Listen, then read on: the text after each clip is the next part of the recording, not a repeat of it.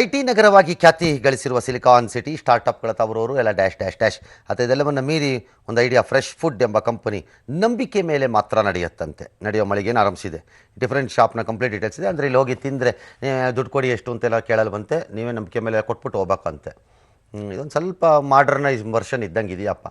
ಮೈಸೂರಲ್ಲಿ ಒಂದು ಹೋಟ್ಲು ಭಾಳ ಫೇಮಸ್, ಹಳೆಯ ಕಾಲದ ಹೋಟ್ಲು, ಮೈಲಾರಿದ್ದು ಒರಿಜಿನಲ್ಲು. ಈಗೆಲ್ಲ ಒಡೆದೋಗ್ಬಿಟ್ಟಿದ್ದಾರೆ ಅವರು ಅಷ್ಟೇ. ಅವ್ರು ಬಿಲ್ಲೇ ಕೊಡ್ತಿರ್ಲಿಲ್ಲ. ಅವ್ರು ಬಾಯಿ ಹತ್ರ ಹೀಗೆ ಕೈಯನ್ನು ಹಿಡ್ಕೊಂಡು 30 ರೂಪಾಯಿ ಅಂತಂದರೆ ನೀವು 30 ರೂಪಾಯಿನ ಗಲ್ಲಾಪೆಟ್ಟಿಗೆ ಹತ್ರ ಕೊಟ್ಬಿಟ್ಟು ಹೋಗ್ಬೇಕು. ಅಲ್ಲೂ ಬಿಲ್ ಇರಲಿಲ್ಲಪ್ಪ.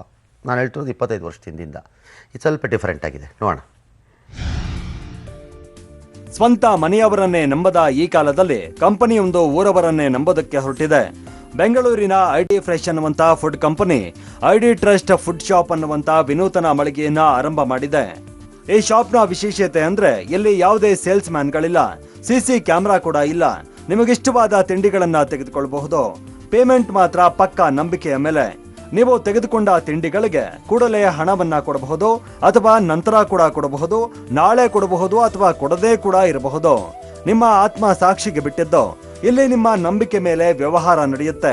ದಿನದ 24 ಗಂಟೆಗಳ ಕಾಲ ಈ ಶಾಪ್ ಓಪನ್ ಇರುತ್ತೆ. ನಮಗೆ ಕಸ್ಟಮರ್ಸ್ ಎಲ್ಲ ನಂಬ್ಕೊಂಡು ಅವ್ರ ಮಕ್ಕಳಿಗೆಲ್ಲ ನಮ್ಮ ಪ್ರಾಡಕ್ಟ್ನ ಫೀಡ್ ಮಾಡ್ತಾ ಇದ್ದಾರೆ. ಏನರ ಮೇಲೆ ಫೀಡ್ ಮಾಡ್ತಾರೆ, ಒಂದು ನಂಬಿಕೆ. ಸೊ ಅದಕ್ಕೋಸ್ಕರ ನಾವಿವಾಗ ಅದೇ ನಂಬಿಕೆನ ನಾವು ಇವಾಗ ಅವ್ರ ಮೇಲೆ ವಾಪಸ್ ಇಟ್ಟು ಟ್ರಸ್ಟ್ ಶಾಪ್ನ ಮಾಡಬೇಕಂತ ಮಾಡಿದ್ದೀವಿ. ಈ ಐಡಿ ಟ್ರಸ್ಟ್ ಫುಡ್ ಶಾಪ್ಗಳನ್ನ ಕೆಲ ಕಂಪನಿಗಳ ಕಚೇರಿ, ಸಾಫ್ಟ್ವೇರ್ ಪಾರ್ಕ್, ಅಪಾರ್ಟ್ಮೆಂಟ್ಗಳಲ್ಲಿ ತೆರೆಯಲಾಗಿದೆ.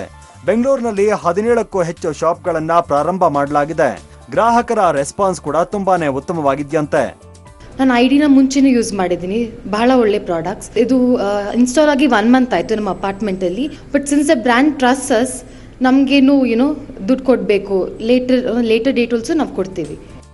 ಒಟ್ನಲ್ಲಿ ಕಳ್ಳರ ಹಾವಳಿ ಹೆಚ್ಚಾಗಿರುವಂತ ಬೆಂಗಳೂರಲ್ಲಿ ನಂಬಿಕೆಯನ್ನೇ ಬಂಡವಾಳವಾಗಿಸಿಕೊಂಡು ಮಳಿಗೆ ಆರಂಭಿಸಿರುವಂತ ಐಡಿ ಫ್ರೆಶ್ ಅನ್ನುವಂತ ಫುಡ್ ಕಂಪನಿಯ ಪ್ರಯತ್ನ ನಿಜಕ್ಕೂ ಕೂಡ ಶ್ಲಾಘನೀಯ.